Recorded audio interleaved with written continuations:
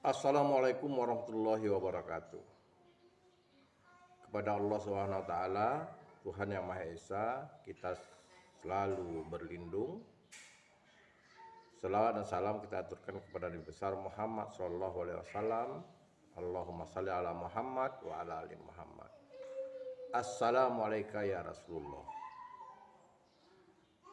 Saudara sekalian, pecinta sastra, kali ini kita membahas persoalan yang berkaitan dengan sanggar.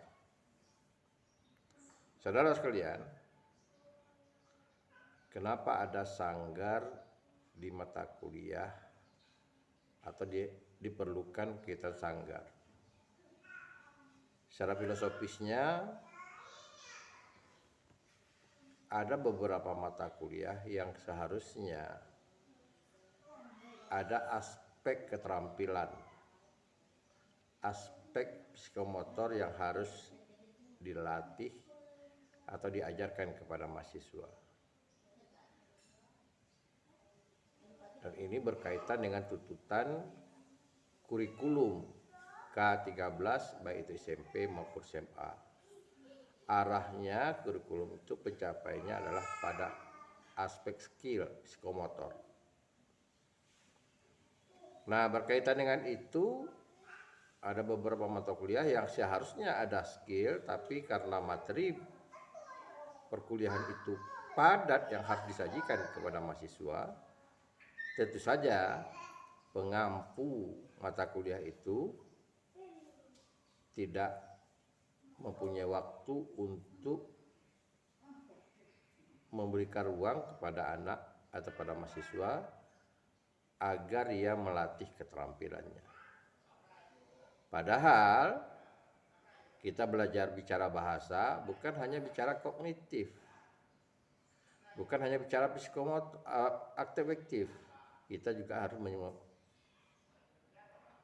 pada tingkat psikomotor. Karena di samping aspek pengetahuan yang bermanfaat, juga aspek keterampilan. Mari kita lihat pada kehidupan di masyarakat, orang-orang yang tidak sarjana bahasa Indonesia justru dia bisa memanfaatkan peluang karena mempunyai keterampilan berbahasa. Nah, keterampilan berbicara, keterampilan membaca, keterampilan menulis, dan tentu saja keterampilan menyimak. 3 aspek keterampilan berbahasa itu. Nah, saudara sekalian, mengingat hal itulah pada pelajaran diperlukan ada mata kuliah sanggar yang bisa menutupi kelemahan-kelemahan atau ketidakadaan latihan keterampilan di mata kuliah yang berkaitan dengan aspek keterampilan itu. Nah, kalau kita bicara masalah kata sanggar, sanggar itu ada orang berasumsi maknanya bengkel. Kalau kita bicara namanya bengkel, asumsi orang karena ada yang rusak, ada yang harus diperbaiki. Nah, tapi tentu mahasiswa nggak mau dikatakan karena rusak. Paling tidak mahasiswa bisa mengatakan ada yang harus diolah. Kita boleh asumsikan sanggar itu sebagai bentuk wadah workshop, mengasah keterampilan yang dituntut dalam bidang bahasa. Semoga keterampilan ini ada hubungannya dengan bakat dan minat mahasiswa. Jadi klop dia. Nah, oleh karena itu kita belajar sanggar, yang kita olah itu adalah 4 keterampilan berbahasa. Dan 4 keterampilan berbahasa ini kita harapkan dapat menjadi modal bagi calon-calon guru, minimal untuk kehidupannya kalau ia bertugas jadi guru akan menjadi guru yang baik dalam aspek keterampilan berbahasa, keterampilan berkomunikasi. Nah, kalau seandainya nasibnya tidak mengantarkan dia menjadi seorang guru, maka kita harapkan ia dapat memasuki lapangan kerja yang berkaitan dengan 4 keterampilan itu, yaitu keterampilan menyimak, keterampilan membaca, keterampilan menulis, keterampilan berbicara, sesuai dengan bakat masing-masing. Oleh karena itulah, dalam mata kuliah Sanggar, kita lebih banyak beraktivitas, lebih banyak berbuat, bukan berteori-teorian.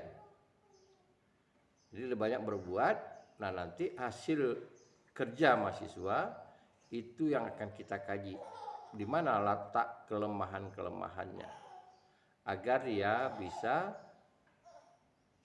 mengarah kepada kesempurnaan.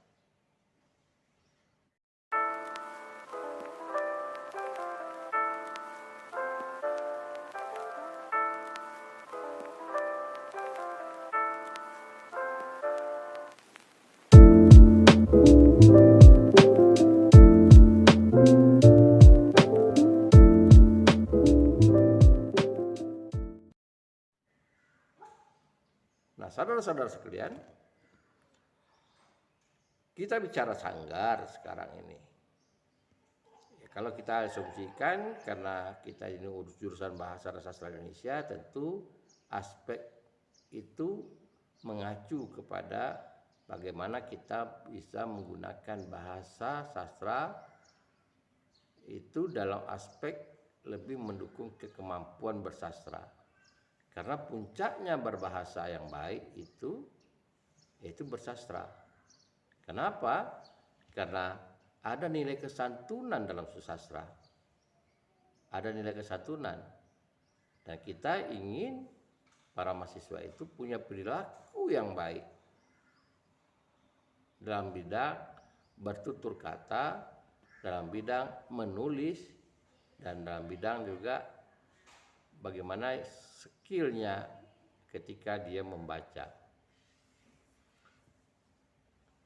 Nah, untuk mencapai keterampilan itu, kita harus tahu dulu bahwa aspek bahasa itu dia bentuknya itu dapat dikatakan dibagi 2. Ada bentuk yang sifatnya peranannya pasif, artinya kita menikmati apa yang dibuat oleh orang, yang dihasilkan oleh orang. Ada namanya aktif, yang kita produktif. Seperti kalau dia pasif itu menyimak dan membaca. Tapi kalau dia berkaitan dengan aktif produktif, ya itu berkaitan dengan berbicara dan menulis. Saudara sekalian, nah agar tertarik Anda, mari kita lihat bentuk-bentuk lapangan kerja yang berkaitan dengan bahasa.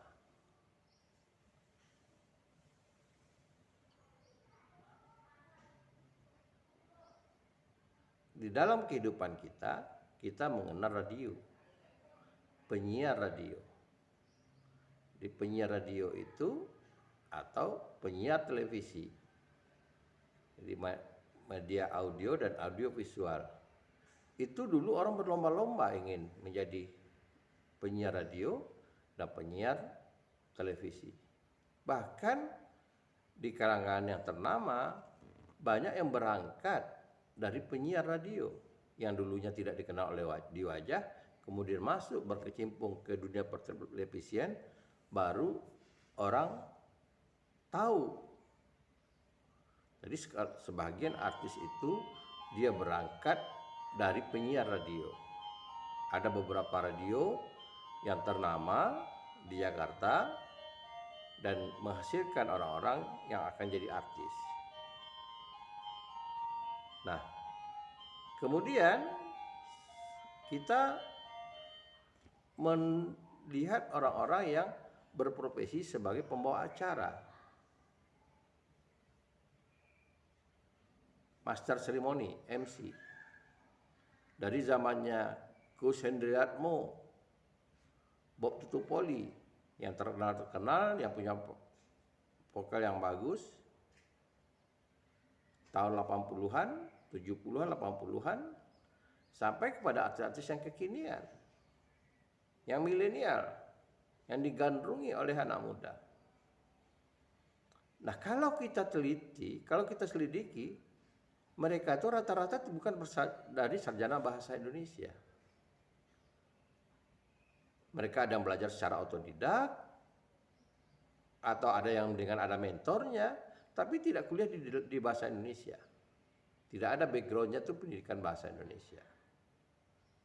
Barulah ada beberapa orang yang sekarang ini mulai muncul seperti stand up Kiki, itu dari sarjana UNJ, bahasa Indonesia. Itu salah satu diantaranya. Dan dari sekian ratus hanya beberapa orang. Kenapa saya katakan demikian? Harusnya baik pengajar maupun mahasiswa harus jeli membaca peluang itu. Harus jeli membaca peluang itu. Nah, orang yang tidak berpendidikan bahasa saja bisa mengambil peluang hidup dengan keterampilan berbahasa. Kenapa kita tidak bisa? Kenapa kita tidak bisa hidup dari keterampilan berbahasa? Ya karena kita tidak terampil berbahasa, hanya kita mengejar ada nilai-nilai kelulusan, IPK, tapi bukan kita sebagai seorang yang praktisi. Nah, sekarang harusnya orientasinya harus kita ubah, kita geser. Bukan kita sekadar hanya mengharapkan sebuah sertifikat ijazah, tetapi lebih jauh dari itu kita juga harus memikirkan bagaimana kita menjadi praktisi. Karena ini lapangan terbuka, lapangan kerja yang terbuka. Itu satu. Yang kedua, dari perkembangan sekarang ini, kalau dulu orang melamar ingin jadi public figure di media orang, publikasikan diri dari media orang, melamar jadi pekerja televisi, melamar jadi penyiar radio, lalu masuk ke acara-acara yang off air sehingga dia terkenal gitu. Ya. Dan itu persaingannya ketat. Karena yang memiliki media itu orang lain. Yang dia perlukan mungkin 1-2 orang, yang akan melamar itu mau 100-200 orang. Tentu kita harus bersaing. Nah, persaingan itu terkadang membuat kita juga, minat kita selalu, kita sudah kalah dulu. Wah, enggak mungkin tuh saya dapat. Kita langsung introspeksi tentang kemampuan kita. Harusnya tidak begitu. Jangan kalah dulu sebelum kita bertarung. Tapi setelah bertarung, baru kita bisa mengatakan kita kalah atau menang. Tapi kalau kita tidak bertarung, otomatis kita udah kalah. Nah, dalam hidup tidak bisa begitu. Kita ya bertarung dulu.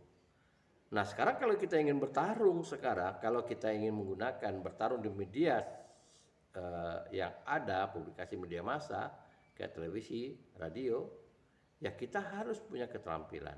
Salah satu di antaranya ya kita di kuliah Sanggar ini mengolah keterampilan itu. Tetapi perlu diingat bahwa media publikasi itu tidak hanya media yang dikuasai oleh corporate. Tidak hanya itu, bahkan media-media besar sekarang kalah dengan media-media yang dikuasai oleh individu. Yaitu era digitalisasi. Era pertama kali Facebook, Twitter, Instagram, bahkan sekarang ke channel YouTube. Kita bisa mengakses diri kita, terlepas dari segala kekurangan yang ada pada kita dalam aspek keterampilan berbahasa, tapi kita bisa menggunakan media ini semaksimal mungkin, kapan saja.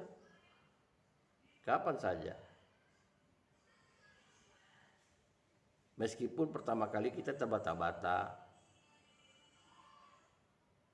mengisi channel kita, tapi itu berproses. Nah, ini ruang yang menjadi keberuntungan bagi masyarakat milenial. Kenapa tidak? Tetapi kalau kita tidak masuk juga, ya kita, kalau kita pikiran itu bodoh amat, berarti kita memang tidak cocok di dunia keterampilan berbahasa. Saya beri contoh. Kita ingin mengajar. Tidak ada peluang. Guru honor tidak ada. Kita bisa mengajar dengan membuat konten pembelajaran seperti dalam channel Ruang Guru. Anda bayangkan berapa omsetnya orang guru berlangganan gitu. Dan sekarang sudah muncul YouTube bermuda yang mengisi hal itu. Salah satu diantaranya adalah Koko, yang dia membuat media video pembelajaran khusus untuk anak SD.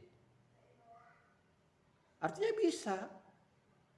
Nah, oleh karena itu, kalau kita ingin menguasai bahasa, kita harus sungguh-sungguh berlatih dan kita harus jadi manusia yang kreatif. Sungguh-sungguh kita membaca peluang dan jangan sempat kita mengabaikan peluang itu.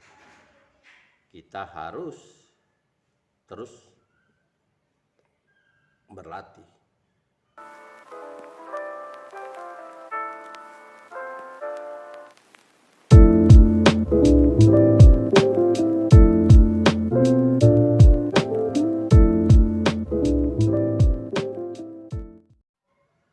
Saudara sekalian, kita bicara sekarang keterampilan berbicara dulu. Keterampilan berbicara, skill yang punya peluang untuk mendapatkan income. Bukan berarti kita mengabaikan yang lain, bukan berarti demikian.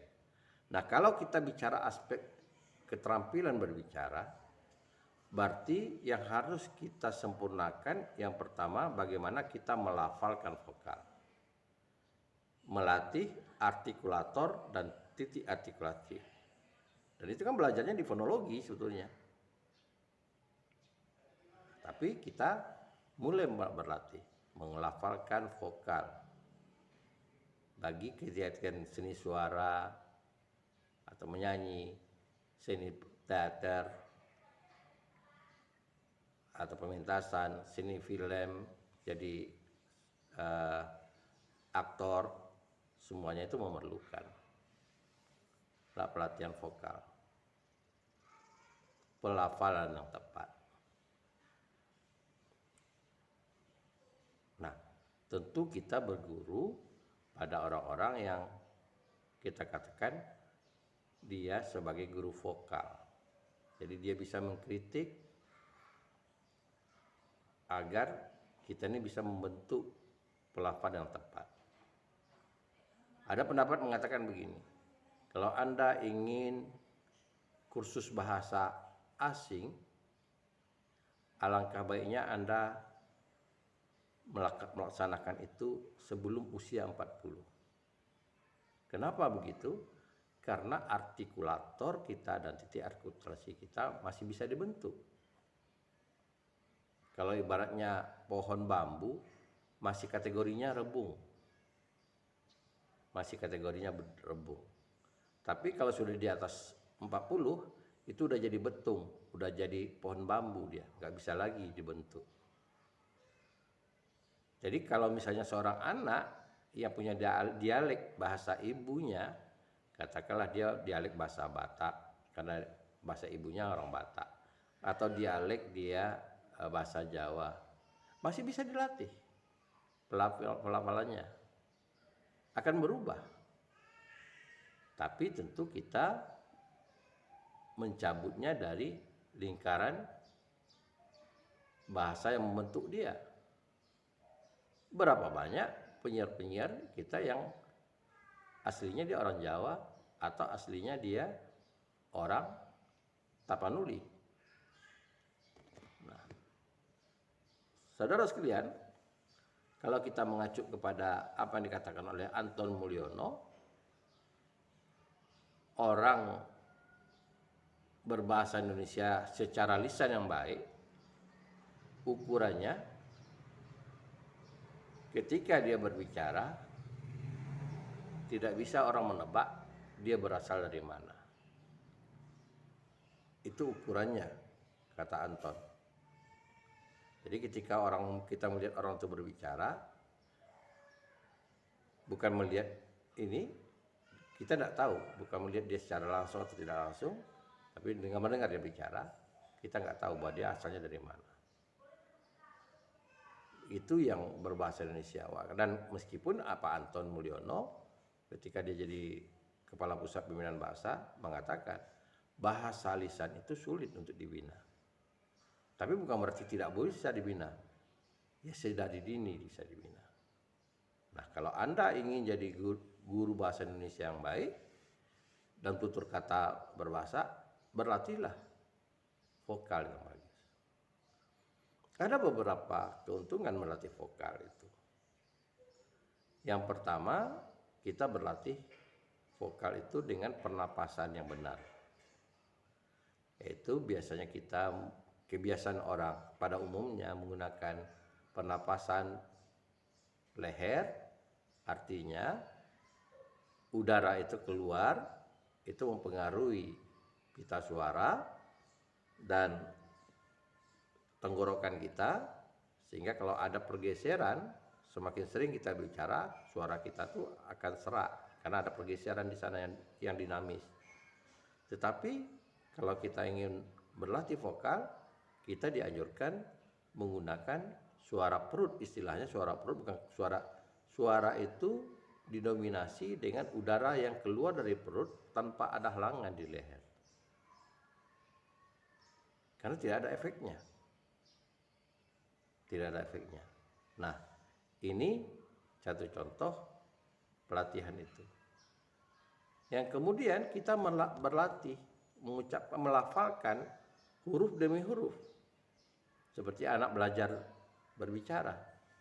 Bagaimana huruf demi huruf itu kita lafalkan, ada huruf-huruf yang dimasukkan pada tingkat yang sedikit perbedaannya. Misalnya E tebal dengan EPP.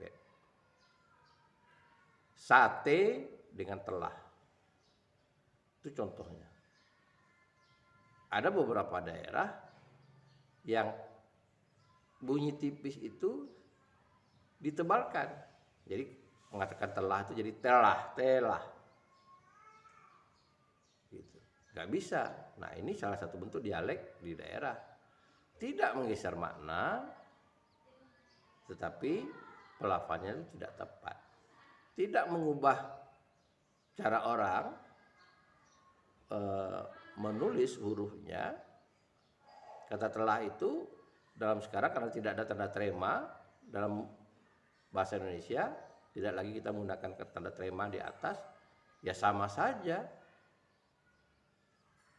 Sama saja hurufnya sama, tulisan katanya sama, cuma pelafalnya yang berbeda. Ini contoh dari bentuk latihan. Jadi kita mulai dari pelafalan, lalu kemudian baru meningkat kepada bagaimana memberi isi dari sebuah teks. Karena kita akan kemungkinan kita berbicara itu Dalam arti kata berbicara dengan menggunakan teks. Anda bisa melihat misalnya membaca berita. Baca berita itu dia menggunakan teks.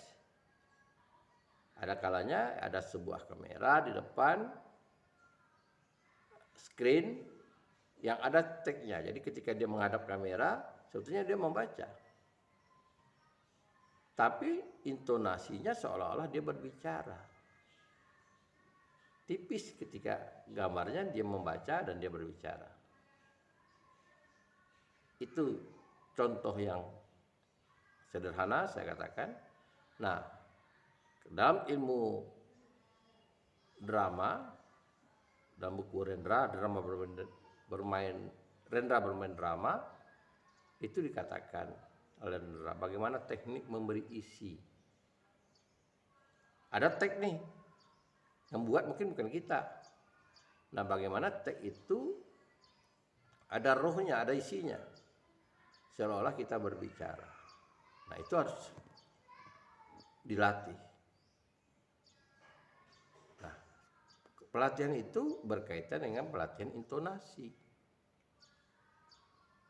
Dalam berbahasa, intonasi itu seperti yang kita pelajari dalam ilmu bahasa ada 3. Ada jenis intonasi dinamik, ada tempo, ada nada. Jadi ada dinamik, ada tempo, ada nada. Nah, yang dikata dinamik ini yaitu alat peledak. Kalau kata nama lain itu, arti berkaitan dengan itu, ingat aja. Alat peledak pasti keras lembutnya. Bisa keras, bisa lembut. Keras terus dan juga ada indahnya. Tempo itu berkaitan cepat lambatnya. Berkaitan dengan cepat dan lambatnya. Kemudian nada turun naiknya. Kalau kita bisa memahami sebuah lagu, itu ada nada itu turun naiknya. Kalau datar saja, sebuah lagu itu tidak menarik. Atau tinggi aja, juga nggak menarik. Nah, jadi turun naiknya nada.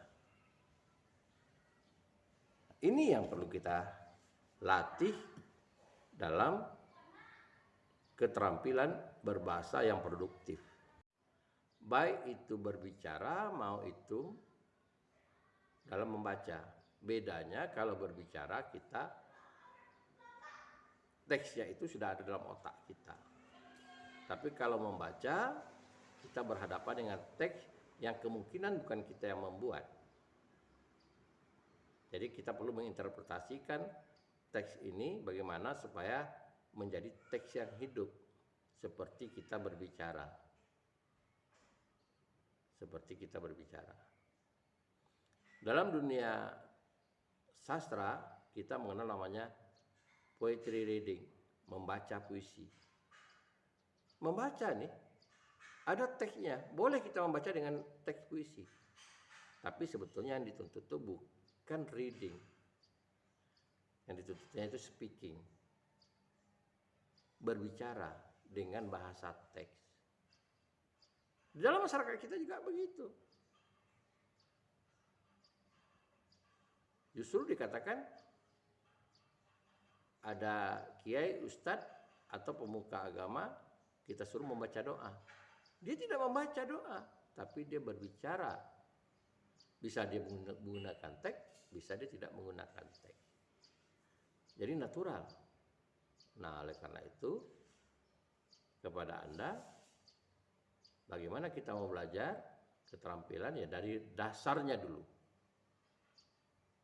Nah, untuk mencapai melatih dasar itu, kita perlu pengosongan diri, konsentrasi dulu. Latihan konsentrasi. Nah, bentuk-bentuk latihan konsentrasi itu salah satunya adalah dengan meditasi. Kita mengadopsi sebuah aktivitas dari kebudayaan atau agama. Jadi dalam kebudayaan kita mengenal ada aktivitas orang bertapa. Sebetulnya itu bertapa Salah satu diantaranya aspeknya mengosongkan diri. Atau dalam aktivitas agama kita mengenal namanya yoga. Di Islam ada namanya khusyuk. Kita fokus. Nah, kita coba melatih diri dulu, konsentrasi agar kita fokus, merasakan, menikmati betul apa yang mau kita ucapkan dan bagaimana efeknya dari yang kita ucapkan itu. Jadi aspek yang kita pikirkan adalah aspek pernapasannya, aspek pelafalannya berkaitan dengan artikulator dan titik artikulasi. Kalau pernapasan tadi berkaitan dengan udara, kemudian aspek kejiwaannya, kesenyawaannya, gitu, memberi isi.